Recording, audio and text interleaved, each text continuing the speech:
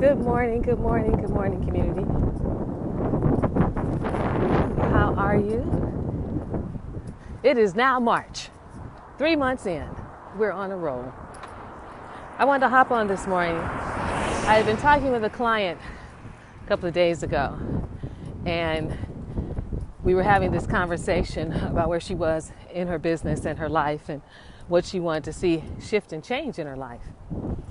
And as I listened to how she was handling herself, it made me really wonder, who's got your back? So I wanted to ask you, it's windy out here, I don't know how it is for you where you are, who's got your back? And when I say that, what I meant is I listened to her talk, and I listened to the words that she was saying. So much of it was critical and judgmental. And I want to talk to you a little bit about the difference between accountability, holding yourself accountable, versus being judgmental and critical toward yourself. Because one energy is going to move you toward your goal, toward your dreams, toward success. The other energy is going to either keep you stuck and stagnant, or it's going to keep you frustrated. Oftentimes, when we do something and it doesn't go the way we may want it to go, the first thing that we have a tendency to do is criticize ourselves. Well, I should have done this. I should have done that. I don't know what I was thinking. Now, there's a way we can hold ourselves accountable to our dreams and goals, where we actually look at what was the goal, what was the measurement, what was supposed to have been achieved, and then what were the results. Now that keeps it real simple, real clear. It doesn't even involve a whole lot of emotions.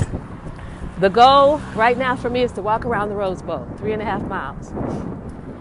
I want to say if I stop and take a shortcut, you can't, but if I stop and took a shortcut, okay, I could do that. Then when I got back to my car, I could give myself a hard time. Like, dang, you didn't do the whole Rose Bowl. You took a shortcut and I don't know, maybe cut across the kind of park area and didn't walk the whole loop.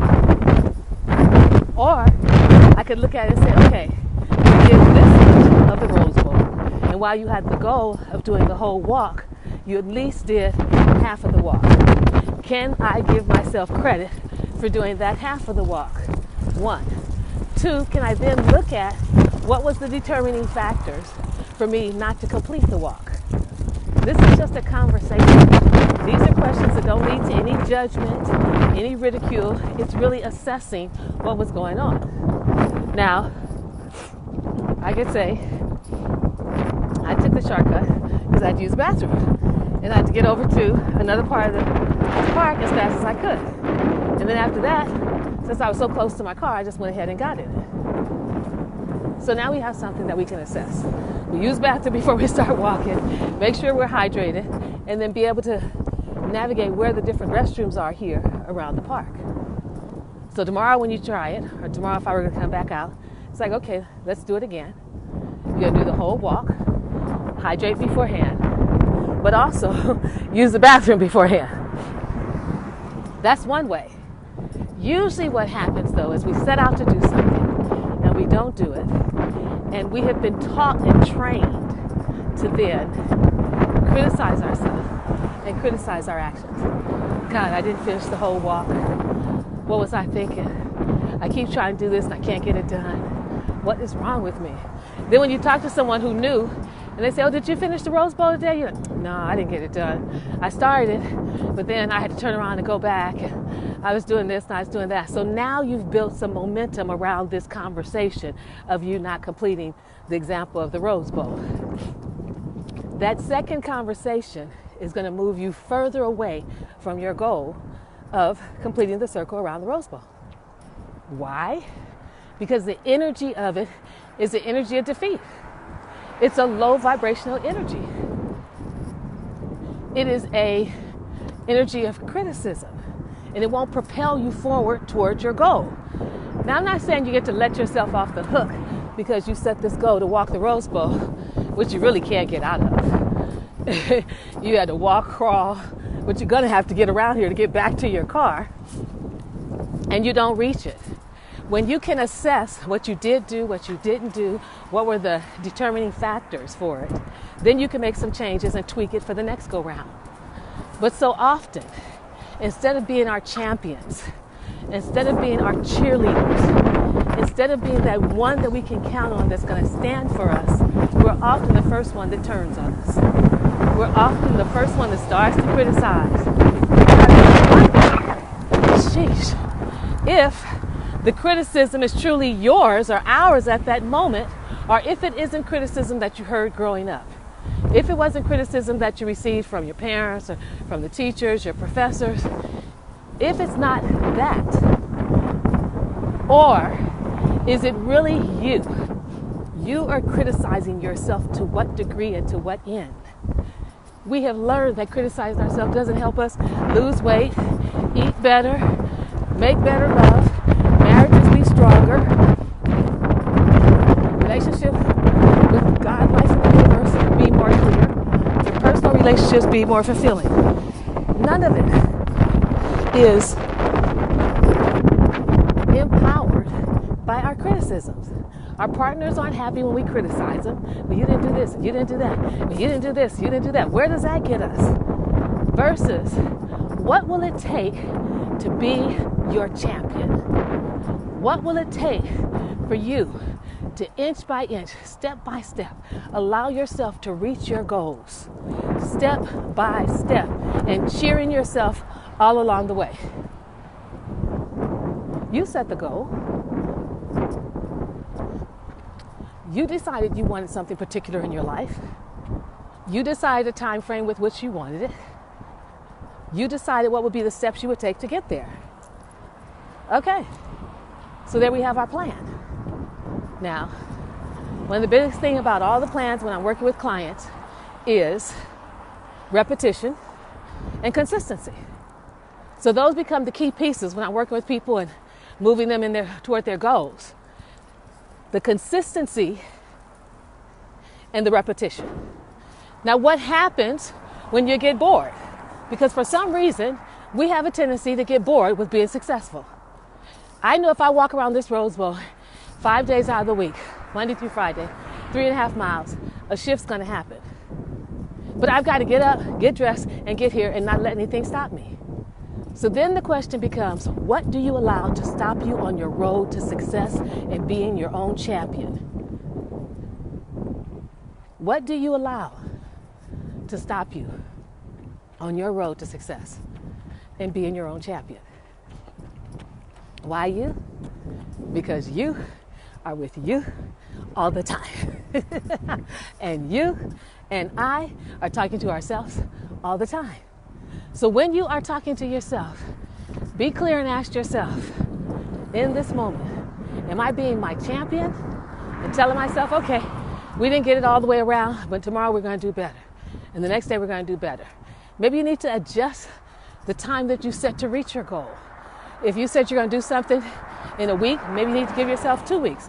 Not 2 or 3 months, but 2 weeks. Maybe it's about adjusting your goals and adjusting what you have going on. But not giving up. It's constantly tweaking and tweaking until you find just the right recipe, so to speak, to propel you to that next level. So who's got your back? Well, it's supposed to be you, because you're with you all the time. But what you want to assess is, am I being my champion for myself, or am I being simply a critiquer for myself, which is sabotaging you and moving your energy further away from the very goals that you have set? Now, being your champion isn't letting yourself off the hook. Being your champion is being able to sit down with the goal that you have.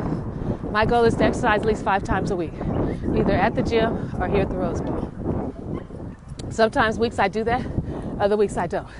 But the weeks that I don't get upset with myself. I just look at what was going on, what happened, what shifted for that to be the case, and then look at making some tweaks for the following week. And to me, it becomes like a game. Okay, if I do this way, if I do that, lay my clothes out, get dressed, drop my son off, and just go straight to the Rose Bowl. Do not pass go. Do not collect $200. Just go straight there. I can make it happen. What prevents me from doing that?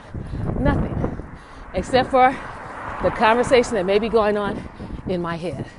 So just something for you to think about on your road to success in your life, either in your relationships, your relationship with yourself, in your financial health, in your physical health, as well as your spiritual health. All of them are going to require those two things, repetition and consistency. And as much as we can set goals for ourselves and know that it requires repetition and consistency, it is something about being conscious about doing it and getting the results versus being unconscious. See, there's things you do every day, all day long, unconsciously. It seems to shift when it requires that we be conscious. You get up, you go to the store, you go to the bank, you run here, you run there, getting this done, checking things off your list, but that's all unconscious. When you're looking at your goals and achieving those goals, you want to be conscious about what you're doing, which may be where repetition and the consistency run into problems. Because you realize you've got to do this, you've got to be consistent. And there's something about inside of us, in our own brain, that's like, I don't want to do that. And that's where we get to be the master of our ship and say, no, this is the road we're on, this is where we're going, this is what we have to do. We don't have to do it fast, but we got to do it on a consistent basis. And we're going to have to do it over and over and over. 21 days is all it takes for you to reach that new goal. Have a great day. Hopefully this supports you on your journey this week. Look in your own life to see whether you're being the champion to yourself, to your dreams, or whether you're being the critic to yourself and your dreams. And whoever is critiquing you, see whose voice it is. Is it your voice? Your mom's voice? Your sister's voice? Whose voice is it? Because it's amazing to me how harsh we can be to ourselves. We're harsher to ourselves than anybody else. So ask yourself, who's got your back? It's supposed to be you. Bye for now.